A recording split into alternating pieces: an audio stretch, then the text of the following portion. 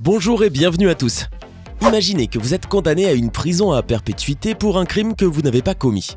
Tout perdre. Votre emploi, votre vie, votre mariage, vos enfants. Vivre en prison pour toujours. En tentant de prouver votre innocence. C'est hallucinant, mais c'est vraiment quelque chose qui arrive occasionnellement. Quelques personnes actuellement sont détenues en prison pour des crimes qu'elles n'ont jamais commis. Et c'est de ce sujet que nous allons parler dans la vidéo d'aujourd'hui. Des personnes innocentes qui ont été arrêtées. Des histoires incroyables, émouvantes et tristes. Alors préparez-vous pour ces histoires-là, car quelquefois la loi n'est pas bien appliquée. La justice peut finir par détruire la vie de personnes innocentes. Aujourd'hui, nous nous intéressons à 10 personnes innocentes qui ont été injustement condamnées. N'hésitez pas à liker la vidéo si elle vous plaît, et si vous êtes nouveau sur la chaîne, n'oubliez pas de vous abonner et d'activer la notification pour ne rater aucune de nos prochaines vidéos. On commence.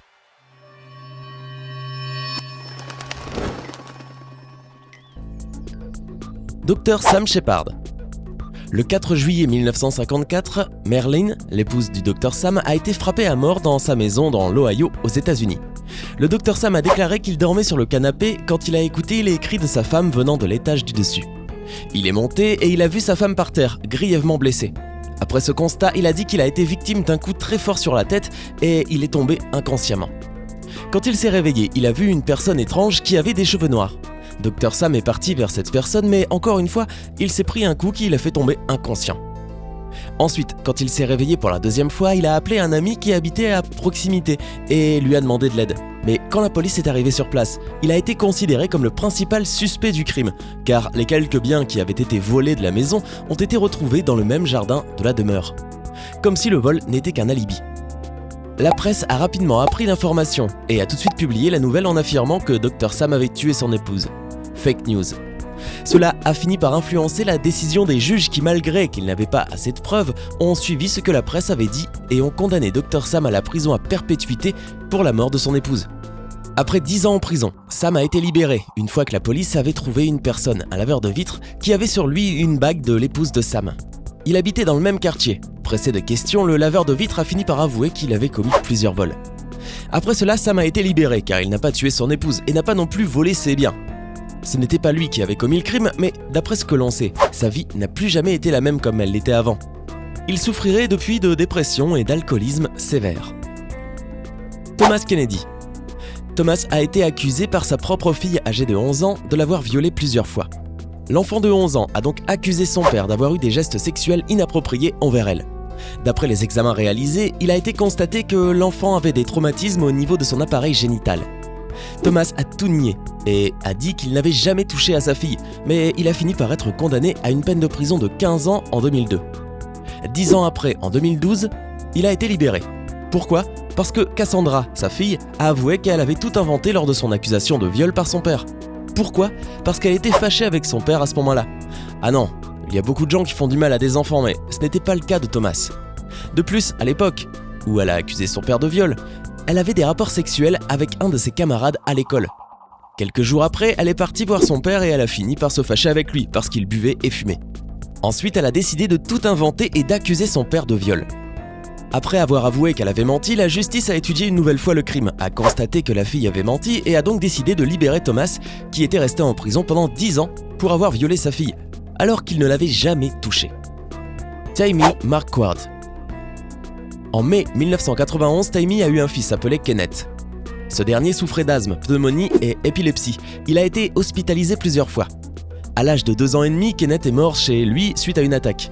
Quelques jours après la mort du petit Kenneth, un pathologiste appelé Charles Smith, qui était chargé d'étudier des morts suspectes d'enfants au Canada, a conclu que Tammy était responsable de la mort de son fils.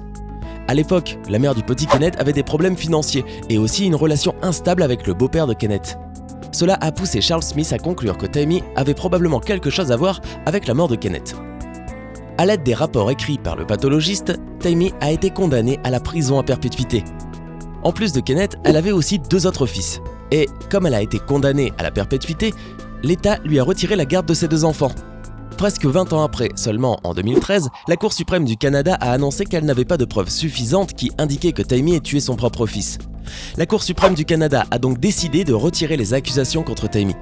Après une période de plusieurs dizaines d'années passées en prison, Tammy a été libérée et actuellement, elle est à la recherche de ses 2 autres fils dont l'État lui avait retiré la garde. Eberson Lima de Oliveira. Actuellement, Eberson a 35 ans et il a perdu sa jeunesse à cause d'une erreur de justice dans le département d'Amazonas au Brésil. Eberson a été arrêté en 2003 pour avoir supposément violé une jeune fille de 9 ans. Il a été mis dans une cellule destinée à des hommes qui ont commis des crimes sexuels. Là, il a été violé et a attrapé le sida.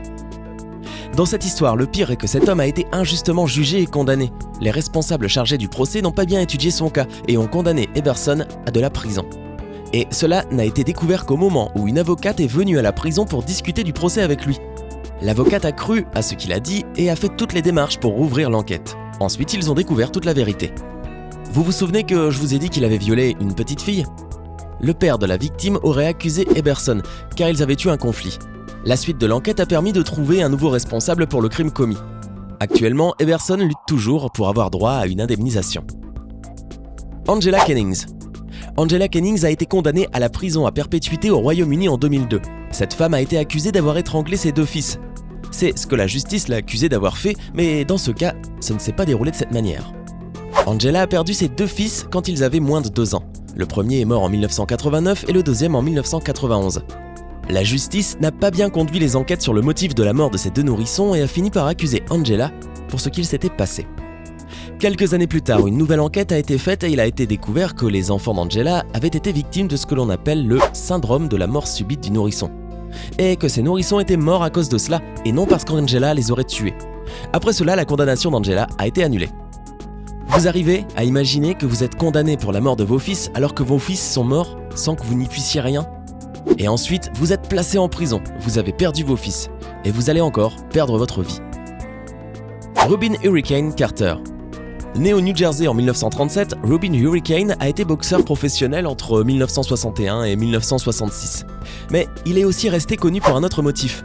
En 1966, il était le principal favori pour remporter la ceinture de sa catégorie, mais Hurricane a fini par être arrêté par la police, accusé d'avoir tué 3 personnes dans un bar. Comment est-ce qu'il est possible de tuer 3 personnes dans un bar ? Carter a été condamné, mais des doutes se sont enlevés, car il y avait des personnes qui suspectaient qu'il aurait été arrêté seulement à cause de sa couleur de peau.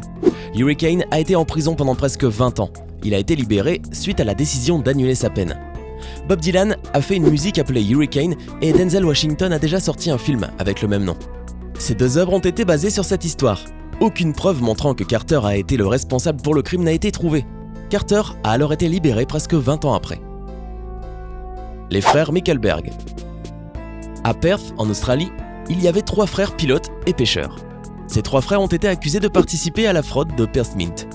La fraude de Perth Mint est le nom populaire pour le vol de 49 barres d'or qui auraient une valeur approximative de 1 370 000 €. Les 3 frères ont été accusés d'avoir commis ce crime et ils ont été arrêtés. Ils ont ensuite passé quelques années en prison. Des 3 frères, l'un d'entre eux est sorti de prison et est mort, suite à un accident d'avion. Quant aux autres, l'un a passé 16 ans en prison et l'autre 20 ans. Selon quelques études réalisées, les frères n'auraient pas dû être accusés et quelques théories et doutes se sont levés en ce qui concerne la corruption, comme si la police de Perth aurait volé et incriminé les 3 personnes pour ainsi pouvoir faire le crime. Ce cas est vraiment connu, un livre et un film ont déjà été faits en se basant sur cette histoire. Les frères sont maintenant en liberté et le cas n'a jamais été solutionné. Eddie Bolden. Cet homme âgé de 47 ans a été libéré en 2016 après avoir passé 22 ans injustement en prison. En 1994, Eddie a été condamné pour homicide dans une affaire de trafic de drogue dans l'Illinois aux États-Unis. Et cet homme a été libéré quelques années après parce qu'un juge a constaté qu'il n'y avait pas assez de preuves sur cette affaire et il a décidé de faire un nouveau jugement pour mieux étudier la question. Lors de ce jugement, la justice a reconnu qu'Eddie a été victime d'erreurs juridiques et a retiré toutes les accusations contre lui. Jeanne d'Arc. Jeanne d'Arc a été une héroïne et guerrière de l'Église catholique. Elle a aussi été chef militaire de la guerre de 100 ans. Accusée d'hérésie, Jeanne d'Arc a été exécutée et brûlée en place publique. Mais 25 ans après sa mort, un pape a considéré le procès de Jeanne d'Arc comme étant invalide. Et quelques années plus tard, en 1922, l'Église catholique a canonisé Jeanne d'Arc, désormais Sainte Jeanne d'Arc, une sainte patronne de la France. Et Jeanne d'Arc a ensuite été la source d'inspiration pour plusieurs films et livres. Même Shakespeare s'est inspiré d'elle. Encore une personne qui a injustement été jugée. Cela lui a coûté la vie. Quelle tristesse. Il y a plusieurs criminels qui commettent des crimes et ne sont pas arrêtés. Et il y a aussi plusieurs personnes qui ne commettent aucun crime et sont arrêtées. Il y a quelques erreurs dans tout cela, non ? Bon les gens, qu'est-ce que vous en avez pensé ? Vous avez bien aimé cette vidéo ? Donnez-nous votre sentiment en commentaire. Hey, c'est tout pour aujourd'hui. Si vous avez aimé la vidéo, n'oubliez pas de la liker et de la partager avec vos amis. Et si vous êtes nouveau sur la chaîne, n'oubliez pas de vous abonner et d'activer la notification. Bye bye!